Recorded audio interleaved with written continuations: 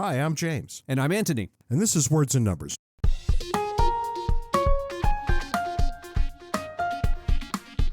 Primed for disappointment. I ask you, Anthony, what's new and exciting in your world this week? You told me a story, I can't remember the details, of a politician who was disliked so much in the election that he lost against a dead guy. I've got a story to top that. India Walton of Buffalo, New York, was running for mayor. She was running unopposed and yet lost the election. How big a loser do you have to be to run unopposed and lose an election? It's astounding. She was running as an open socialist. In fact, it got to the point that Alexandria Ocasio-Cortez, Bernie Sanders, and Elizabeth Warren, all three of them stumped for her, and still she lost against no one. That could fuel some opposition, near as I can tell. It's if I were running for office, I would want my opponent to have those three come along and help out. Apparently what had happened here, in the primary, she was running against the incumbent mayor and beat him in the primary. There was no Republican on the other side to run against her, so she's running unopposed. She won the primaries, running the general election unopposed. The former mayor, Byron Brown, launches a write-in campaign and actually defeats her as a write-in candidate by a wide margin. Boy, that hardly ever happens. So technically, she was running unopposed and yet still managed to lose. What have our politics come to? That candidates are this bad. I mean, they're supposed to be, the cream of the crop, right? These are people we hold up to be our political leaders. What we seem to have done is create a race to the bottom. Every election, the candidates are worse than the last one. Yeah, it is a little strange. But you started off by telling us that there was this guy, and the guy's name was John Ashcroft. He later became a cabinet-level holder in the Bush administration. And he lost to a guy named Carnahan.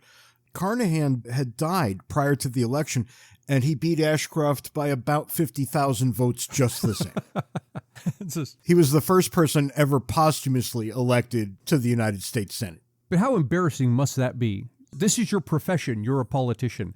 And you can't win against a dead guy, or worse, against no one. It's absolutely humiliating, and you would think that whoever lost that badly would skulk away and never come back. But you'd be wrong. They are politicians. They seem to have absolutely no shame, and they just go run around for another office. All I can say is, it's a good thing that we don't have none of the above, because none of the above would be winning landslides across the country. I would vote none of the above in almost every race. In my entire life, I don't think I've ever seen a politician on any level that I thought, oh, wow, I should vote for that person. Which kind of dovetails into my observation this weekend, because I'm reading breathless headlines. I'll read you one from thehill.com. Democrats brace for flood of retirements after Virginia rout.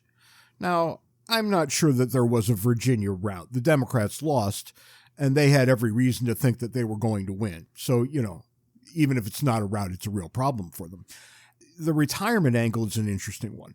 As of this moment, there are 14 Democrats in Congress who will not be running again. Just to put that into perspective, at present, the Democrats have an 8-seat majority. What's happening here is what happens every time we have midterm elections after a new president takes control of the Oval Office. We have Joe Biden, a Democrat. I can guarantee that there will be a net loss of seats in the House of Representatives for the Democrats in the next election. That's inevitably how it always goes. So I'm not expecting anything new here. Some of these Democrats are looking at the reality that they now face, and they're deciding to take off. This is a when question, not an if question, right? You can either leave now, you can leave before the election, or you could get voted out after. That's a tough set of circumstances to look at, right? If you're a Democrat in a marginal district, you're probably just going to get out without the humiliation of a gigantic loss. We get these switches every time there's a midterm election after a new president. And if you want to look for a little more of what the actual problem is, Joe Biden's approval level right now is 38%. Wow. He's not even a full year into his presidency. It's 37.8% approve, 59% disapprove. undecided 3.2. Good Lord. And that's astounding for a guy who really hasn't done that much. I mean, he's talked about doing things, but he hasn't achieved anything so far. You've jumped right onto the actual issue here, and we like people who hold positions of great power who can't get a thing done. That's perfect. But for most people, they want him to actually do something. Think about this. Do you approve or disapprove of the job Kamala Harris has done as vice president? 27.8% approval. 27? 10 percentage points lower than Biden. This is turning into a train wreck of an administration. It's getting down to the approval ratings of Congress, which is like on the level of the TSA. Right. And apparently the 37.8% figure for Biden isn't quite as low as Donald Trump got. But you can see that we're bouncing off a bottom here. And people who think that there's a gigantic difference between these two people, they're about the same person in terms of governance. In terms of style, there's a gigantic difference. But this is a very bad set of circumstances for Democrats. If Biden doesn't get significantly higher, and by significantly higher, I mean about 15 percentage points higher, he will be unable to offer any assistance to Democrats running for Congress. That trend will go even worse. I mean, we may end up looking at a 1994 style of beating. And you might remember 94 when Newt Gingrich ushered in Republicans across the country in districts they had never won before with the Contract for America. Which, of course, that brings us to the foolishness of the week. And so foolish is it, I don't even know where to start. There is a company, very valuable corporation, that is encouraging their employees to state their race and gender during presentations that they make. Go ahead, ask me how come. Yeah, why? First off, shouldn't this be obvious? Well, no, because blind people might not be able to tell and therefore would not know where your biases are. One would think that you could walk into a room and ascertain pretty quickly whether there was a blind person in it, and if so, making a little bit more upfront of what you want to say just to introduce yourself. But how many times do we walk into a room and find a blind person that needs things explained? And what's the presumption here? That your biases match one for one your gender and race? Don't you want to ask me what company this is? Oh, please do. What? Facebook? It's Microsoft. It's Microsoft. Microsoft, really? I would never have guessed Microsoft for that sort of foolishness. I've got a local news site from California to put in the show notes, but Ant, let me read a little bit of it to you.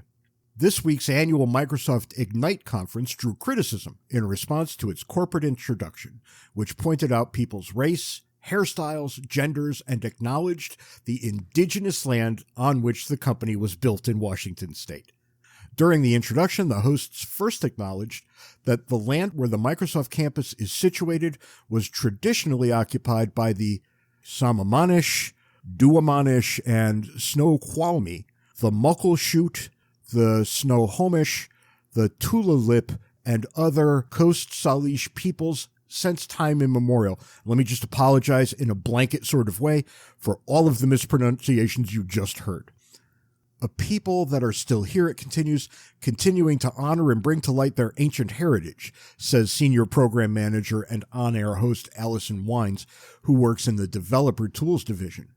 I'm an Asian and white female with dark brown hair, she continued, wearing a red sleeveless top. Now, hang on a second.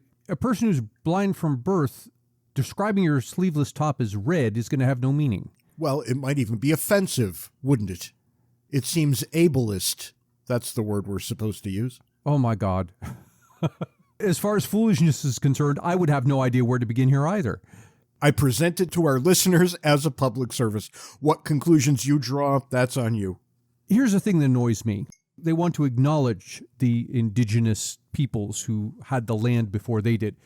Look, if you mean anything by that, shut down the office and give the land back. If you're not going to do that, then shut up about it, because you really don't mean anything. That's right. If you think it's an absurd injustice that was perpetrated on these people that you are now benefiting from, and I don't think you have to give them the land back necessarily, but you have to make them whole. Well, so pay them off.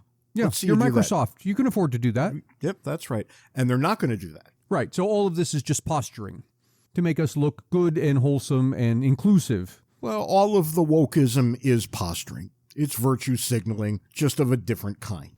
I'm tired of being hectored by people who think they believe something, but when push comes to shove, clearly don't believe it. Right. And that's not to take anything away from people who truly believe it's an injustice, but it is to point out that if you're not willing to do that, I'm not sure you actually believe it's an injustice. Oh, I'm sure you don't. If you're not willing to do something that you want to force other people to do, congratulations, you're the problem. To get more Ant and James, buy a copy of our excellent book, Cooperation and Coercion. You can find the paper and electronic versions on Amazon and the audio version on Audible. I guess this week we're bound to talk about why you didn't win a Nobel Prize, but other people did. Yeah, well, that's not happening right off, so say that. Well, don't feel bad because I didn't win one either, but maybe next year. That said, there is some interesting stuff here on the Nobel. There's some interesting things and some interesting misperceptions. The economist David Card won the Nobel Prize in economics this year for contributing to our understanding of labor markets and analyzing natural experiments. All right, hold the phone. You're going to have to tell me what that even means. Yeah, and that's actually interesting. And here's the thing. This is one of the reasons people say that economics isn't a science. In the life and the physical sciences, scientists conduct experiments by putting things under control. So, for example, you want to know the effect of a chemical on a plant. You get two of the same kind of plant. You subject them to the same conditions, the same light, the same heat, the same humidity, everything the same, except for one thing. You apply the chemical to one plant, you don't apply it to the other. And if you see they grow differently, you conclude, well, the difference must be the chemical because everything else was the same. And you can conduct controlled experiments like that in the physical and life sciences. For obvious reasons, you can't do that in the social sciences, right? Unless you live in a place like North Korea, you can't control people to that extent. Well, it's even worse than that, because the minute you start talking to them, you realize that they lie all the time. Right, yeah, it becomes really difficult to measure things. It's remarkable. And for guys like you and me, that makes a real problem. It makes a huge problem. The way we get around it in economics, to the extent that we can, is we try not to ask people questions about themselves. Instead, we observe their behavior. Or there's an interesting psychological trick. When you have no other option but to ask them about themselves, you don't ask them about themselves. You ask them about their friends and neighbors. And everybody thinks that he or she is average, and so whatever's true about you, subconsciously you assume is true about other people. So I can ask you about other people, and you'll tend to answer honestly. That's really funny. And it plays big when you're trying to find an answer to the question, something like, are you racist? Because Yes. Everybody's answering no to that one. Are your neighbors racist? Oh, now we got something. And if we could call you and ask about your neighbor and call your neighbor and ask about you, we've gotten pretty much all the way down the road. We've got to do things like this to get around the fact that we can't conduct controlled experiments. One of the things that we do is to use econometric techniques. And you've probably seen an analogy of this. If you ever watched a spy movie where they've surreptitiously recorded a conversation they want to get, and it's not just the conversation, there's all kinds of background noise, maybe there's other people talking, there's cars in the background, whatever, and you can't hear the conversation on the tape. So what they'll do is they'll have a guy at a computer running some stuff to filter out the noise so you can hear just the conversation. Well, believe it or not, that's actually a thing. And we do that in econometrics all the time.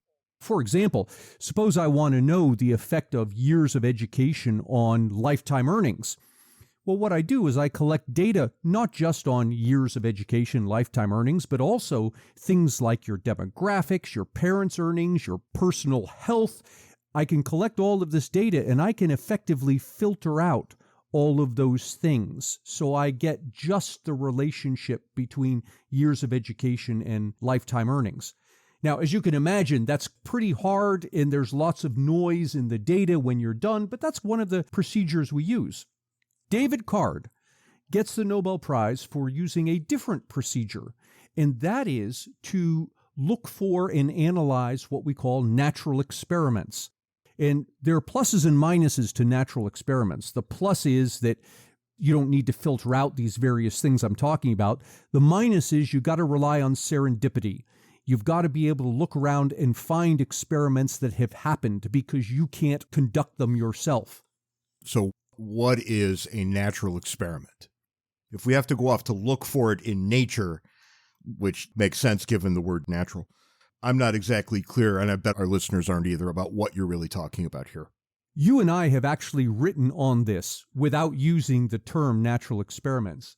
We looked at the incidence of underage binge drinking in Pennsylvania before and after the state relaxed its monopoly on alcohol sales. I remember this like it was yesterday, Ant, because everybody on the Pennsylvania state side was saying, if we do this, if we liberalize our liquor laws, there'll be carnage everywhere. Right. And so what you get is a natural experiment. You have Pennsylvania in the year before they relaxed the alcohol monopoly, and Pennsylvania in the year after they relaxed the alcohol monopoly, and you can look at the underage binge drinking rate before and after, and there's an interesting natural experiment. I remember this, but I'm betting a lot of our listeners don't. What was the result? What we found was that the underage binge drinking rate in Pennsylvania dropped 18% before versus after they relaxed the alcohol monopoly. All right, let me get this straight. It became easier to get alcohol and binge drinking decreased. Yeah, how about that? Underage binge drinking decreased. What's up with that? So the argument, of course, is that one of the things you have possibly done is that you have provided a tremendous profit incentive not to serve minors. Because before, when the state is handling the alcohol, you'll get in trouble if you're selling to minors. But the person who's behind the counter doesn't have hundreds of thousands of dollars invested in the state store. The state store belongs to the state. But if I'm a private retailer, yeah, my investment's on the line. The guy who works in the state shop is functionally a bureaucrat. That's right. We don't perceive of them as such, but that's what it is. There's an interesting counter-argument to this that actually proponents of the state monopoly have made. And the counter-argument is maybe Pennsylvania's underage binge drinking rate fell 18%, but if it also fell 18% throughout the rest of the country, well, that doesn't mean anything, does it? That's an interesting counter-argument. But we apply this technique that David Card was using called a difference in differences, if you're interested in the technical stuff. Basically, what it boils down to is we said, okay, underage binge drinking fell in Pennsylvania by 18% over this period. By how much did it fall in the rest of the country over the same period? And the answer there was 9%. Oh, well, how about that? That becomes much more compelling now, doesn't it? Indeed it does. And I finally get to breathe easy knowing that all the bureaucrats in Pennsylvania have in fact been lying even after I moved away. We took a chunk out of them by titling that op-ed, "We Told You So." I believe we got some first-class hate mail from somebody in the path of the liquor store. Oh, it was the president of the union that represents the state store workers. My interactions with union folk always kind of go the same way. But I think the other one of these that we did is way more interesting. And the other one was marijuana in Colorado. In Denver specifically. Denver. But yeah. The argument was that if Denver legalized marijuana, again, you'd have young people using it. It was so much worse than that. There's one minor league newspaper in Colorado who just keeps going over this over and over and over again. And they declared that if marijuana legalization went forward, that all of Colorado would end up being a post-apocalyptic hellscape. Right. And we read that and we thought, oh, that's just idiotic. That's not right. Indeed it was. That's idiotic. And we looked into this, and lo and behold, what did we find? Every category of crime had decreased after legalization, even murder. And importantly, underage use of marijuana, which I believe it's a CDC, has a survey that comes out each year. They survey minors, asking them, do you use marijuana? Now, I can understand there's going to be a natural reticence for the minors to answer honestly. So I don't know what the CDC does in the background to help mitigate that.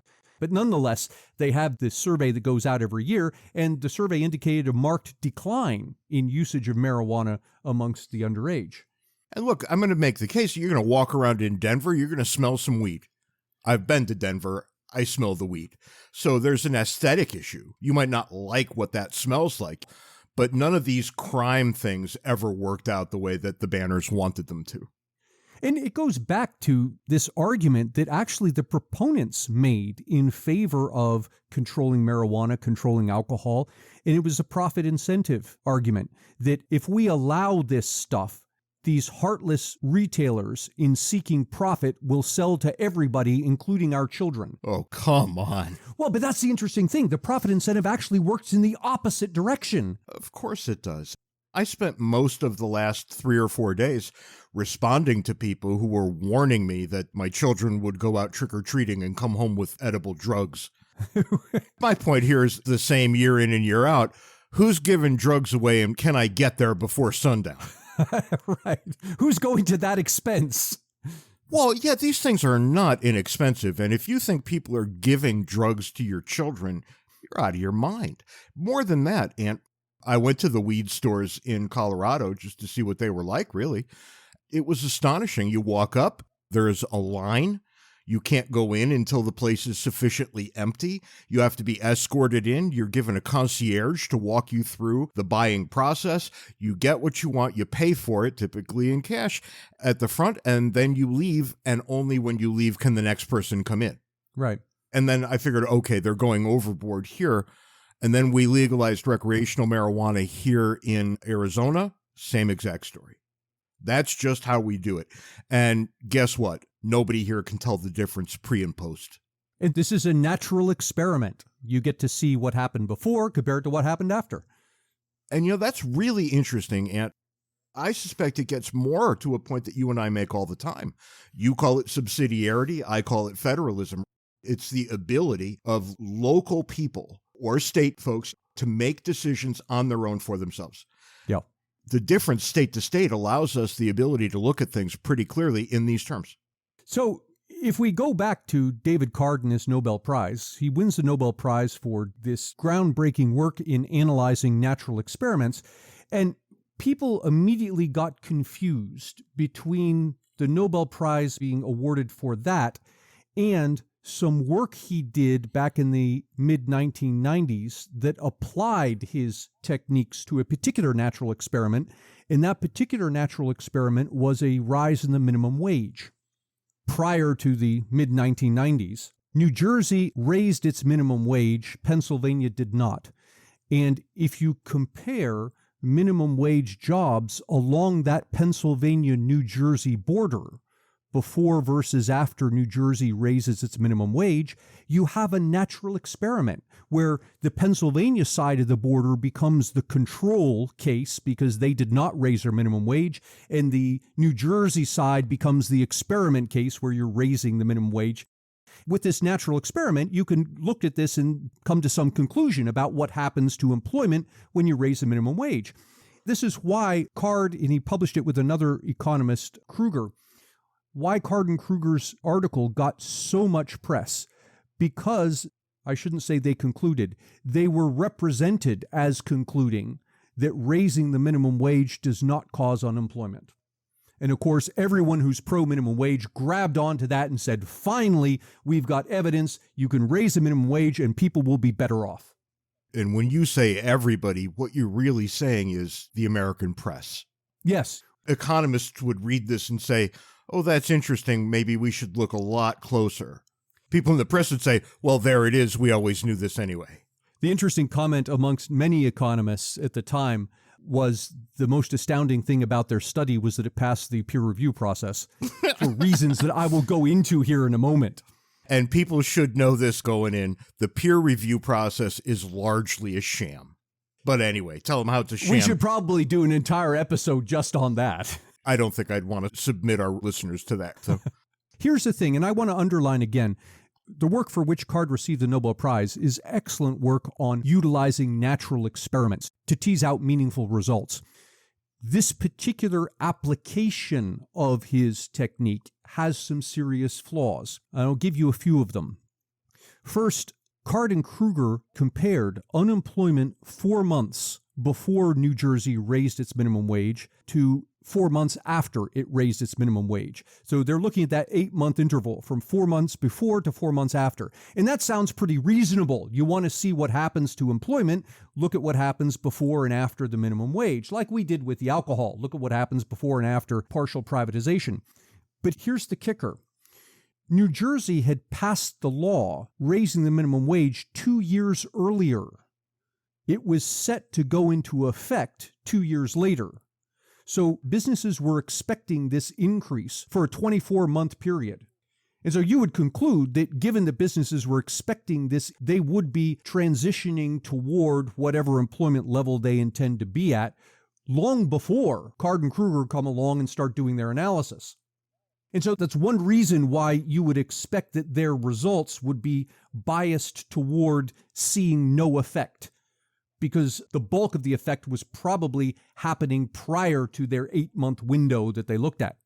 Second problem, they looked at chain restaurants. Now, Card and Kruger, when they wrote the paper, they said they're looking at employees in chain restaurants. But when the press got hold of it, they twisted the words to say that Card and Kruger were looking at minimum wage workers in general. This is not minimum wage workers in general. It's specifically restaurant workers, more than that, specifically restaurant workers at chain restaurants. And what's the deal here? Well, a chain restaurant on average is going to be better able to endure a minimum wage hike than are smaller restaurants. And so again, the results will tend to be biased toward a finding of no employment effect. And in fairness, we have to take them seriously. They're doing a serious thing, but there are problems. How do we get around this? How do we do an honest study on minimum wage? I can't see it. You see how difficult this is. This goes back to why Card is well deserving of the Nobel Prize. He's developing techniques that helped us to analyze these natural experiments. Now, the application here was problematic, but the techniques are what were important. Another problem, and this perhaps is the most damning problem, Card and Kruger didn't actually look at payroll data. What the hell? When they asked the question, what happened to your employment? Are you employing more people after the minimum wage or fewer people? They actually didn't look at payroll data. Instead, they telephoned the restaurants. You got to be kidding me. Nope. They asked whoever answered the phone how many people worked there. Come on. As a political philosophy PhD student, I took statistics, and I know that is no way to go about your business. It's a very messy way of doing it. The much clearer way is to look at payroll data because this is the official stuff you hand to the IRS. Now, of course, there are going to be people under the table and all of that, but it is much more likely that payroll data numbers are accurate versus asking whoever picks up the phone. And here's an interesting thing. You ask, what can you do with a study like this? In one of the rare instances of replication, two other economists, Newmark and Washer, came along, I think it was 2 years later, and replicated Card and Kruger's study. They looked at the exact same thing Card and Kruger looked at. The only difference is they used actual payroll data. And lo and behold, what did they find? Exactly what economic theory predicts. The minimum wage goes up, and we got unemployment. They found the unemployment effects that theory would predict using actual payroll data as opposed to using the telephone survey data. Now, the sad thing is, Newmark and Washer are never mentioned. It's always Card and Kruger when someone wants to say, well, minimum wage is good. Why would they be? They're those right-wing reactionaries who want to keep people poor. Well, in an interesting twist, Newmark and Washer published their replication in the exact same journal that Card and Kruger published their original study in. As a guy who decides what to publish and what not to publish on a very prominent website, hats off to the journal. They accepted two very different sorts of things, and people could now look at both of them and draw their own conclusions. And that's how science is supposed to work. Supposed to. I have no criticism for that journal whatsoever. I think it's a great thing. So these are well, I shouldn't say my criticism. These are criticisms that Newmark and Washer brought up in their replication. But I'll add one other thing, and this note goes to people who aren't economists who would read these studies like this and report in their own words what they think they read. And here's the thing. Card and Kruger, in their article, found no evidence that increasing the minimum wage caused unemployment. Let me say that again. They found no evidence that increasing the minimum wage caused unemployment. Now, most reasonable people would hear that sentence and think that it's the same as saying they found evidence that increasing the minimum wage does not cause unemployment. There's a subtle difference, but they're importantly not the same. In a statistical analysis, when you find no evidence, you have not found evidence against something. You have found no result. I remember no result from my graduate school days. Right. Well, it's like you're sitting there in your office, James. I know you have your dog, Molly, and you want to know, is Molly in the house? You sit there in your office, you look around your office, and you don't see Molly. What a statistician would say is there is no evidence that Molly is in the house. But notice, you would not conclude that Molly's outside. The only thing you conclude is you looked around your room and you don't see her. And that's the difference between what people think Card and Kruger said, which is increase in minimum wage does not cause unemployment, and what they actually said. There's no evidence that increasing the minimum wage causes unemployment. In the end, Ant, when you take a look at what the committee chose, what do you think? I mean, did Card deserve a Nobel Prize for this? Well, that goes beyond my pay grade. Econometrics is my area of expertise, but labor markets and this particular piece of econometrics he does are not. Nonetheless, what I know of Card, this is a serious piece of work that has contributed a tremendous amount to our understanding of natural experiments. So exactly what you would want somebody receiving the Nobel Prize to have, this kind of work. And yet he's going to be remembered at the end of the day for something else, and we're going to have a tough time separating out those two things. Let's underline that once more. He did not get the Nobel for finding that the minimum wage doesn't cause unemployment. But that's what people are going to point to, particularly proponents of the minimum wage. It's what people have pointed to every day since he was awarded the prize. Yeah. Okay. And I guess that's just how it's going to have to be. And that's all we've got this week on Words and Numbers. Join us next week. Until then, you can find us on Twitter. Handles are in the show notes. Invite them to our Facebook group, Words and Numbers Backstage. Yep, you can come over there if you like. That's better than email, broadly speaking, but... No, nothing's better than email. God, you're an idiot. Go ahead. Tell them. Send us email, wordsandnumberspodcast@gmail.com, and I will answer you. And James might answer you as well. I might, but I might not. Until next week, Ant, have a good one. And everybody, if I can prevail upon you just one more second, please be nice to each other. We'll see you next week. See you next week, James.